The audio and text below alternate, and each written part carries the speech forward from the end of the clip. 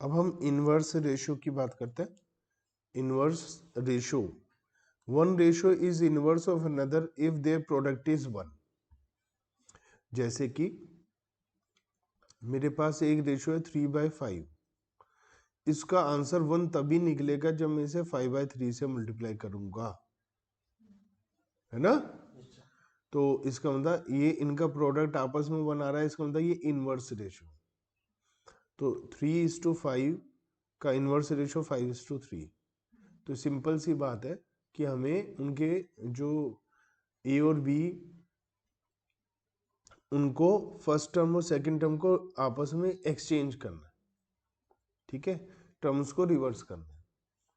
तो A:B ratio है तो B:A कर देंगे तो यह हमारा इनवर्स रेशियो हो जाएगा, ठीक है।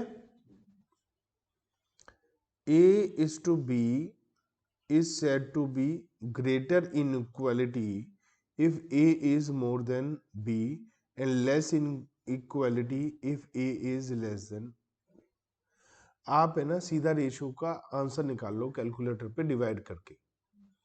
एक से ज्यादा आंसर आए तो ग्रेटर इनइक्वालिटी, एक से कम आए तो लेस इनइक्वालिटी, ठीक है। The ratio compounded of the two ratio A and B, A is to B and C is to D is A C is to B D। इसे क्या बोलेंगे? Compounding of ratio. क्वेश्चन में बोला कि आप इस रेशियो को compound करिए, तो दो रेशियो में दोनों की फर्स्ट टर्म की मल्टीप्लाई कर दीजिए और फिर दोनों में सेकंड टर्म की मल्टीप्लाई कर दीजिए, ठीक है। जैसे 3:4 है और 5:7 है, इसे ऐसे लिखो, इसे ऐसा लिखो, ऐसे 3 और 5 की मल्टीप्लाई कर दो और 7 और 4 की मल्टीप्लाई कर दो, लो जी आंसर आ गया, ठीक है।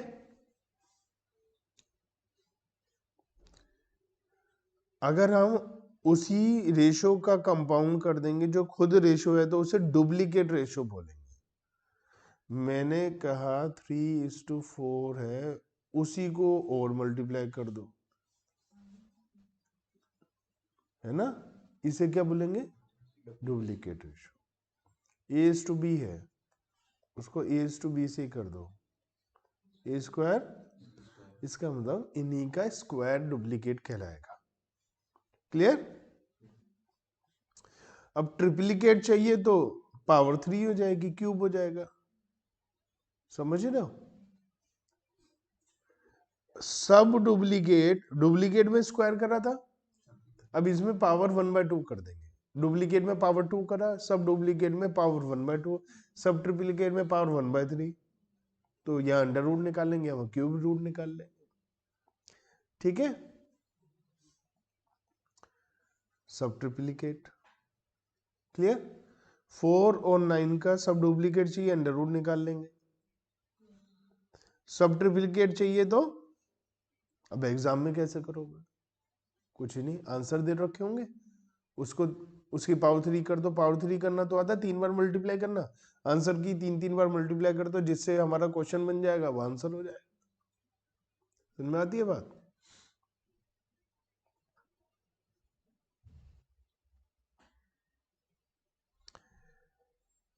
अब ये थियोरिटिकल बात है, क्योंकि हमें क्वेश्चन में थ्योरी में वो सब आ सकता है। If the ratio of two similar quantities can be expressed as a ratio of two integers. तो रेशियो है दो सिमिलर क्वांटिटीज का और वो दोनों इंटीजर्स हैं। इंटीजर का मतलब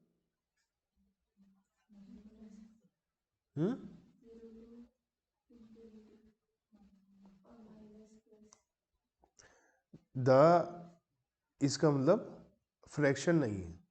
फ्रैक्शन में इंटीजर और फ्रैक्शन की भाषा भी हम सीख लेंगे, बात कर लेंगे। तो दो रेशियो हैं, इंटीजर्स हैं, the quantities are said to be commensurable, otherwise they are said to incommensurable. जैसे 3:2 अंडर रूट 3 और अंडर रूट 2 है, can not be expressed as a ratio of two integers.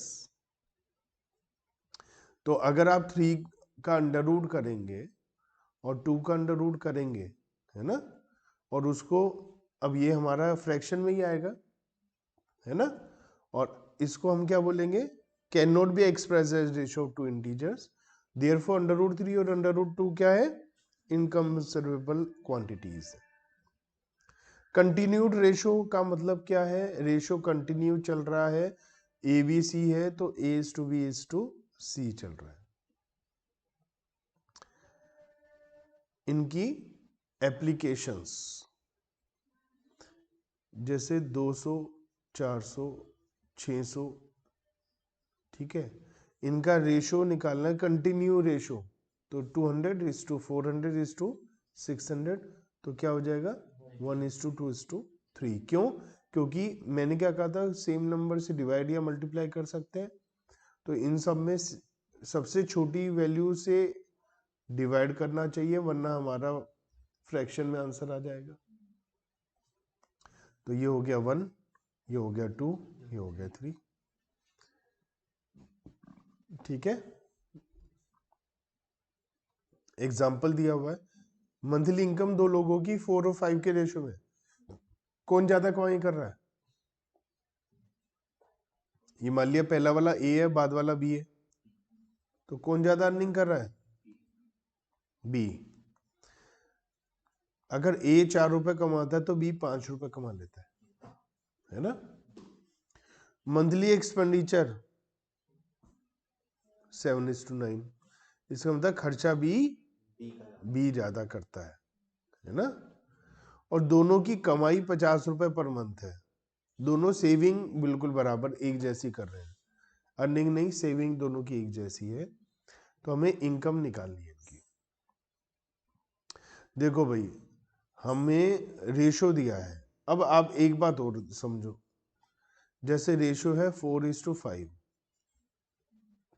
तो ये रुपीज में नहीं है 4 रुपए 5 रुपए, क्योंकि रेशो तो छोटा होकर आया होगा। अब हमें पता नहीं है 4,000 है, 5,000 है, या 40,000 है, 50,000 है, हमें तो पता नहीं है।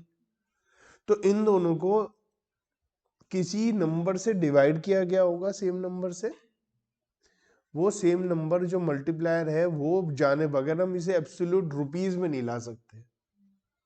तो इसे एब्सोल्यूट रुपीज में लाने के लिए मैंने वो एज्यूम कर लिया कि वो जो सेम नंबर था जिसे डिवाइड किया था वो एक्स है, तो इसकी सैलरी कितनी हो गई या अर्निंग कितनी हो गई, 4x, और इसकी दूसरे की कितनी हो गई, अब ये रुपीज में आ गया, अब ये रेशो नहीं है, अब ये रुपीज में है एक्चुअल।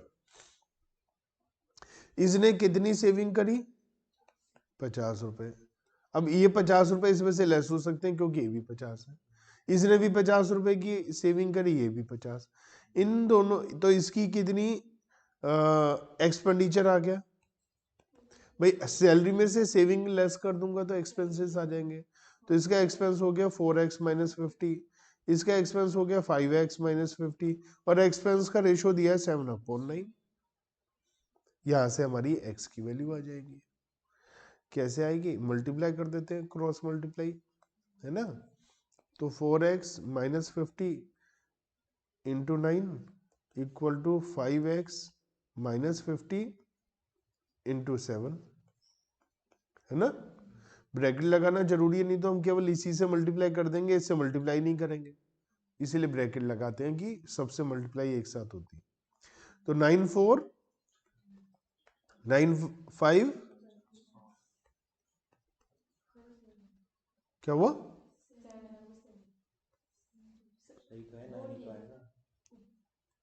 रुको, 4x - 50 × 9 = 5x - 50, 7/9 नहीं है, सर आपने वहाँ 70 लिखा था, हम कह रहे हैं वहाँ 7।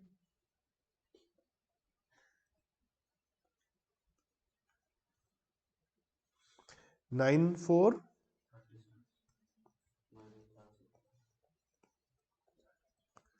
और 5 7 माइनस, ये इधर आ जाएगा, अपने दोस्त के पास, ये अपने दोस्त के पास इधर चला जाएगा, तो ये हो गया x equal to 100 multiply by 100 है, तो इसका मतलब इनकी एक्चुअल सैलरी 400 और 500 है। अब कुछ भी निकाल सकते हैं, ठीक है। Example number 2, the ratio of prices of to houses was 16:23। इसका मतलब अब ये इतना हम रुपीज में कह सकते हैं कि इस घर का वैल्यू है 16x और इस घर का वैल्यू है 23x, ऐसा हम कह सकते हैं। पहले x से मल्टीप्लाई करें बगैर नहीं कह सकते रुपीज है, फिर तो वो रेशो है, और रेशो की कोई क्वांटिटी यूनिट नहीं होती। 2 साल बाद प्राइस फर्स्ट, पहला घर का रेट जो है वो 10% बढ़ गया, तो मैं 10% इसी में ही बढ़ा सकता हूँ x से मल्टीप्लाई करके, क्योंकि ये रुपीज होगा, 16 में नहीं बढ़ा सकता।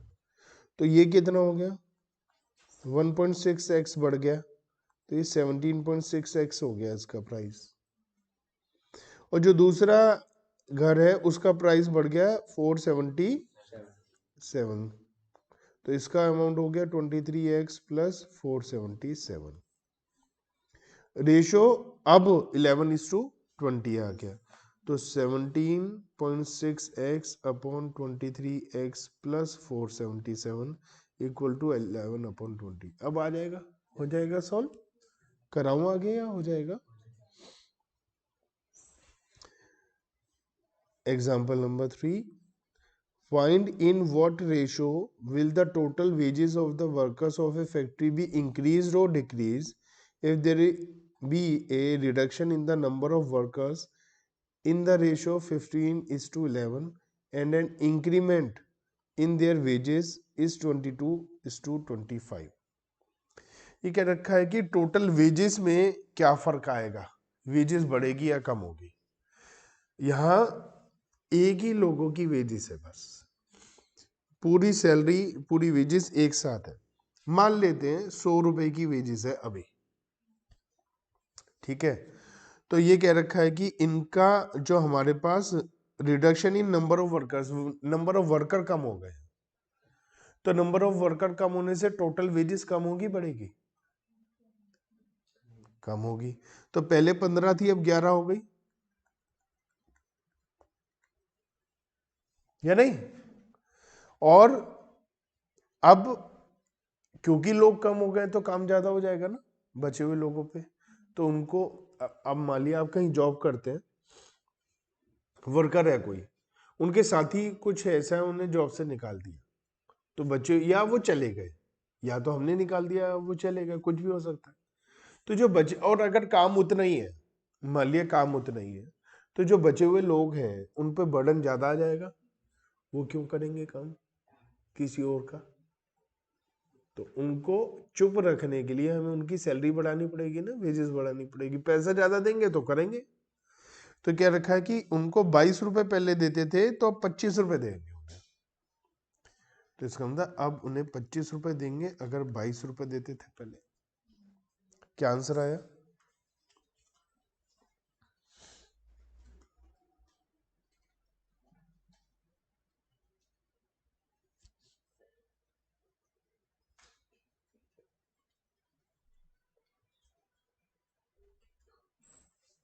नहीं निकाल पा रहे।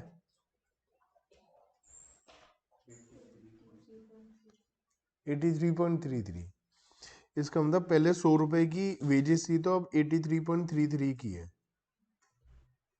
तो इसका रेशियो क्या है, तो इसका फ्रैक्शन में आ रहा था, तो इसको आप क्या करो, पूरा पॉइंट में मत निकालो, इसमें ये कर सकते हैं हम, 5 है ना, 5 3 और 5 11, ये 2 चला गया है, 2 ये 5, तो ये हो गया 250/3, और पहले क्या था 100, है ना। अब इसे ढंग से लाने के लिए पहला काम क्या करूं मैं, 3 से मल्टीप्लाई कर दूं, तो ये हो गया 300 और ये हो गया 250। अब मैं 50 से डिवाइड कर दूं तो क्या हो गया, ठीक है, बात समझ में आती है।